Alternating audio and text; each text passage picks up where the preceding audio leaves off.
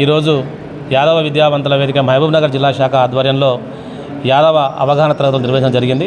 మరి ఈ కార్యక్రమానికి రొటీన్ సంఘ సమావేశాల్లా కాకుండా మరి యాదవ్ ఇంటలెక్చువల్స్ను ఈ సమావేశానికి ఆహ్వానించి దీనికి ఒక నలుగురేగురు వక్తలు కూడా ఆహ్వానించి వారికి అన్ని విషయాల పట్ల అవగాహన కల్పించే విధంగా మరి ఈరోజు యాదవుల చరిత్ర, సంస్కృతి అయితేనేమి, భూభారతి లాంటి సమస్యలు అయితేనేమి, యాదవ సమాజంలో ఉన్నటువంటి మూఢనమ్మకాలు కానీ, బాల్య వివాహాలు లాంటి సామాజిక రుగ్మతలను పారదోలే విధంగా కానీ ఈరోజు భారత రాజ్యాంగం పట్ల పూర్తి అవగాహన కల్పించే విధంగా, అదేవిధంగా సమకాలీన రాజకీయాల్లో యాదవుల పాత్ర ఏ విధంగా ఉండాలనేటువంటి అంశంపైన కానీ, అట్లాగే యాదవ సమాజానికి అంటే ఈరోజు కుల సంఘాల యొక్క అవసరం ఈరోజు సమాజంలో ఉన్నదా లేదా అనేటటువంటి దానిపైన కానీ, అట్లాగే యాదవులకు ఈరోజు నిరక్షరాస్యత ఎక్కువగా ఉంది కాబట్టి మరి వీరిపైన విద్య యొక్క ఆవశ్యకతను తెలిసే అంశాలపైన కానీ ఈరోజు చాలా క్లియర్గా మనం శిక్షణ కార్యక్రమం నిర్వహించడం జరిగింది.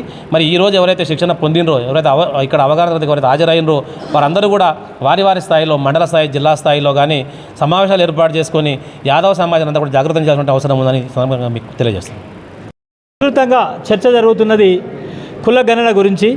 ఒక జాతీయ పార్టీ ఈ దేశంలో మేము అధికారంలోకి వస్తే కులగణన చేస్తాం, సామాజిక న్యాయం, జనాభా దామాష పద్ధతిలో సామాజిక న్యాయం చేస్తామని చెప్పి రాహుల్ గాంధీ కాంగ్రెస్ పార్టీ చెప్తా ఉంది. ఇంకోవైపు ఇంకొక రాజకీయ పార్టీ కులగణన చేస్తే దేశంలో అనేక సమస్యలు వస్తాయని చెప్తా ఉన్నారు. ఇక ఈ రాష్ట్రానికి వచ్చినప్పటికీ ఈ రాష్ట్రంలో రేవంత్ రెడ్డి గారి ప్రభుత్వం క్యాస్ట్ సెన్సస్ చేసి ఎవరి కులం ఎంత ఉందని చెప్పిన దాన్ని మేము స్వాగతిస్తూ ఉన్నాం. ఎందుకంటే గతంలో 40 ఏళ్ళుగా 50 ఏళ్ళుగా మా సంఘాలు కానీ మేము కానీ అందరం సామాజిక ఉద్యోగుల సామాజికవేత్తలు ఎవరైతే ఉన్నారో అందరూ కూడా పోరాడుతున్నది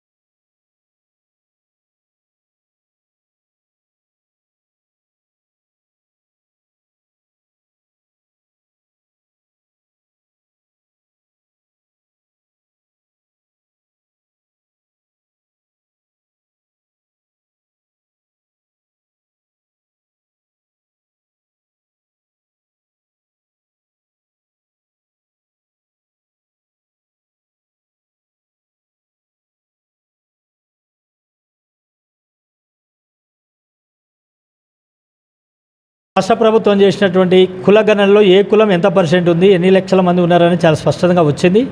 కానీ 42% రిజర్వేషన్ కాడ, ఎందుకంటే 56% రిజర్వేషన్ ఏదైతే 56% ఉన్నారని చెప్తున్నారో, ముస్లిం బీసీలు కానీ హిందూ బీసీలు అందరూ కలిసి 56% ఉన్నారు కాబట్టి 42% రిజర్వేషన్లు ఇవ్వడానికి రాష్ట్ర ప్రభుత్వం ఒప్పుకుంది ఇన్ ప్రిన్సిపల్. సో మేము అందరం కూడా అదే అడిగినాం.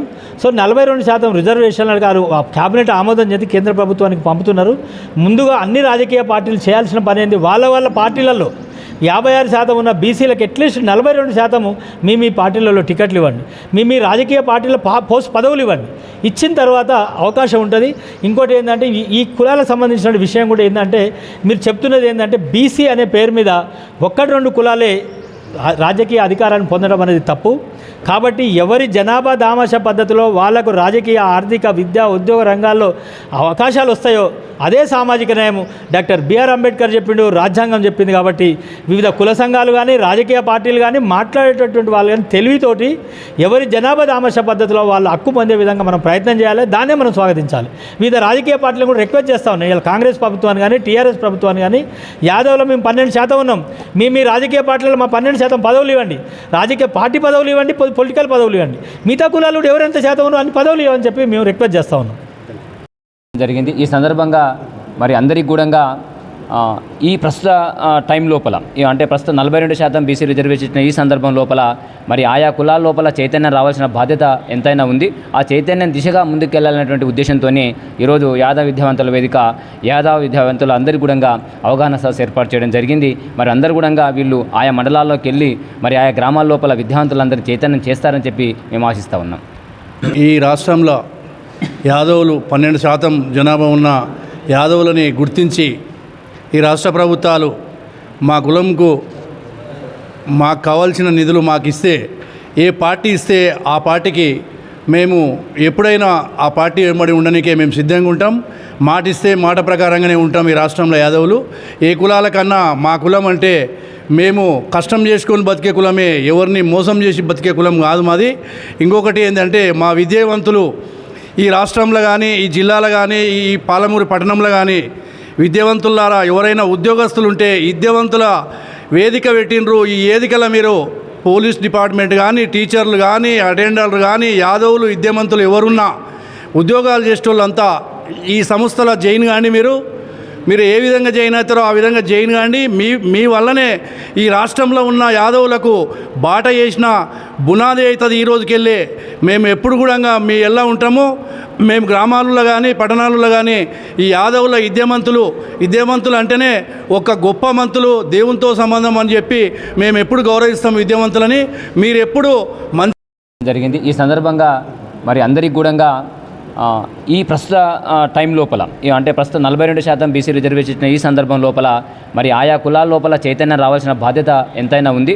ఆ చైతన్యం దిశగా ముందుకెళ్లాలనేటువంటి ఉద్దేశంతోనే ఈరోజు యాదవ విద్యావంతుల వేదిక యాదవ విద్యావంతులు అందరికీ కూడా అవగాహన సదస్సు ఏర్పాటు చేయడం జరిగింది. మరి అందరూ కూడా వీళ్ళు ఆయా మండలాల్లోకి వెళ్ళి మరి ఆయా గ్రామాల లోపల విద్యావంతులందరూ చైతన్యం చేస్తారని చెప్పి మేము ఆశిస్తూ ఉన్నాం.